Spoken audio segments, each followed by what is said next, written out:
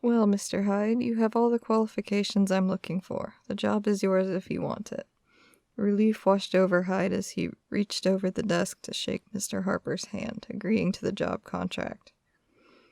The middle-aged, charismatic gentleman smiled with the bright natural daylight flooding in from the newly renovated windows.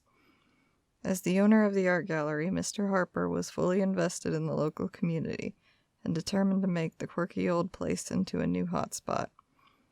The office they currently met in was part of the upper gallery.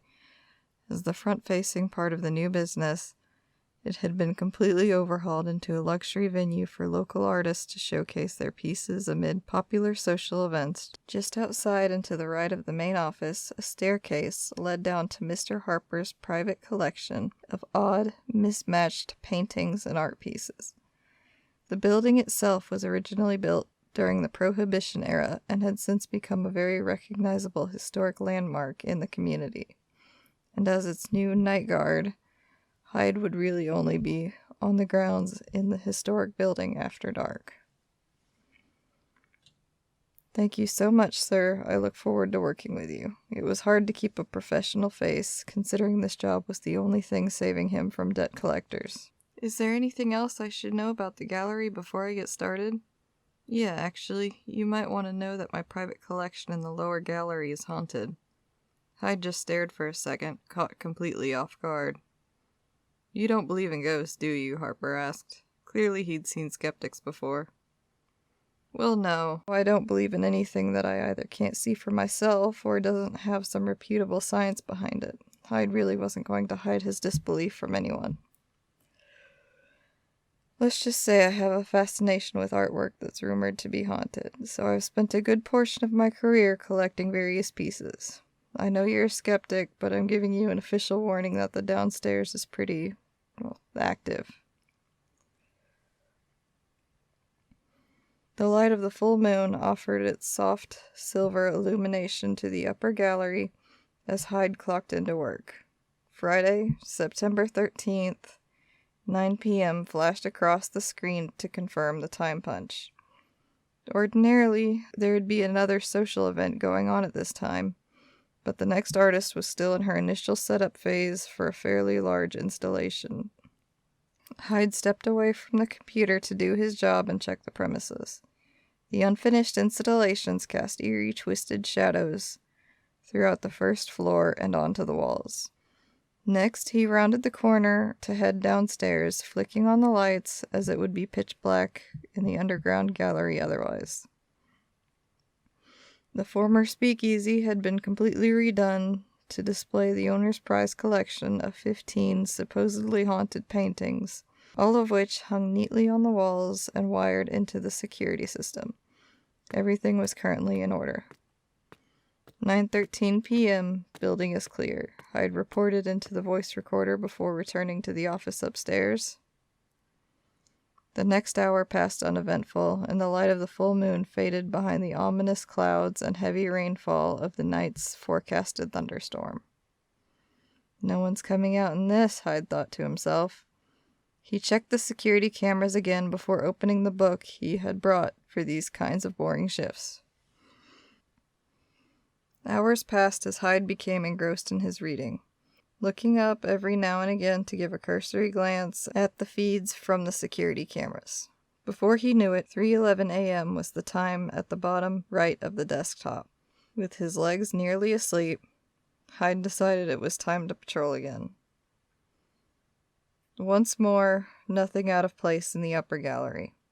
Hyde stopped, stretched for a second, then rounded the corner again to check the downstairs.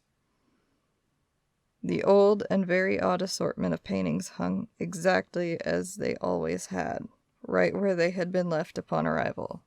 Hyde perused the walls, if for nothing else, to keep walking a bit longer, naming the paintings as he went.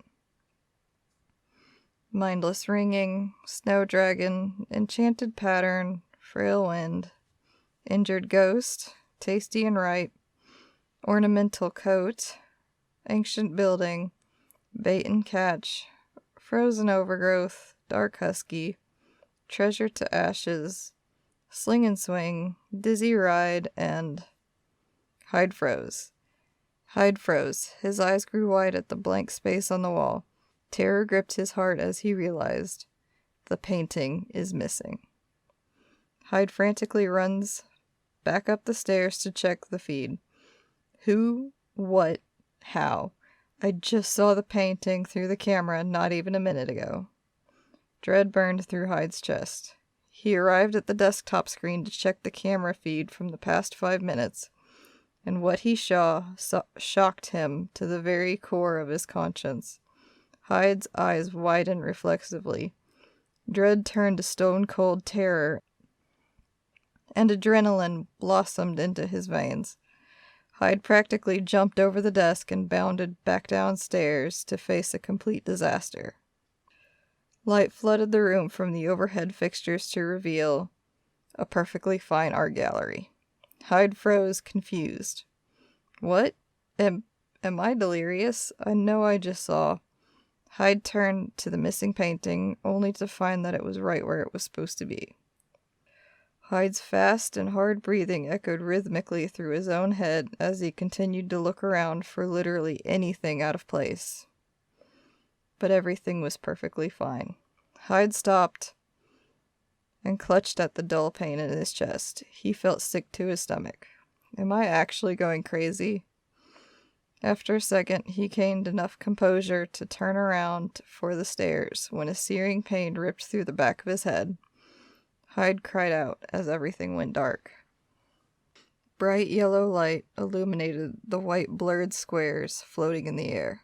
Muffled noises whispered in the background far away. Hyde blinked. The white squares slowly came into focus as clean ceiling tiles painted with rays of sunlight from a nearby window. The muffled noise also revealed itself as the ambient background sounds of a hospital. Hyde turned his head to see a nurse just outside his door. He blinked, and a doctor stood over him talking to Mr. Harper. I swear it was all caught on video, Mr. Harper exclaimed. The doctor looked to be less than pleased. Mr. Harper, I'm afraid you'll have to show me the tapes if you really expect me to believe that the claw marks on Mr. Hyde's head just spontaneously appeared out of thin air. I also told you, you'll see them when the police finish the reports. Mr. Harper was growing more and more frustrated. Hyde turned his head back to the ceiling and promptly fell asleep. Wednesday, October 30th, 4:12 a.m. A little less than a couple hours until I'm done, Hyde told himself. The security feed had been completely devoid of literally any activity all night on his first shift back from his surprise hospital stay. He had accepted the gallery's haunted nature after his very first night on the job, and the typical paranormal activity was harmless, but that attack had completely crossed the line. Hyde had paid close attention to all security feeds while also searching for a new job that night. He wasn't paid enough to deal with intangible adversaries out to harm him. The clock flashed 4:30 a.m., and Hyde decided once again to go patrol to stretch his legs. The new Halloween exhibit had been engineered for fun. It featured pieces from the children of the local middle school as a means of encouraging young artists. If he hadn't known any better, Hyde might have taken it as a personal mockery of recent events. But Harper had spoken with the local schools about various events for students at the beginning of August. Everything was in order up here, as it usually was, so Hyde rounded the corner and descended the stairs.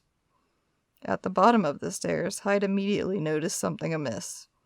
The largest of the paintings, titled Mindless Ringing, was not completely flush against the wall as it normally was. The painting had somehow swung out slightly from the wall, revealing the door hinges and a pitch-black secret room just beyond. Hyde had no idea what to think of this. All he could do was open the door wider and take a look. Hyde caught himself as he stumbled back, swearing profusely at what he'd seen. Well, there's the real source of all the ghostly activity down here.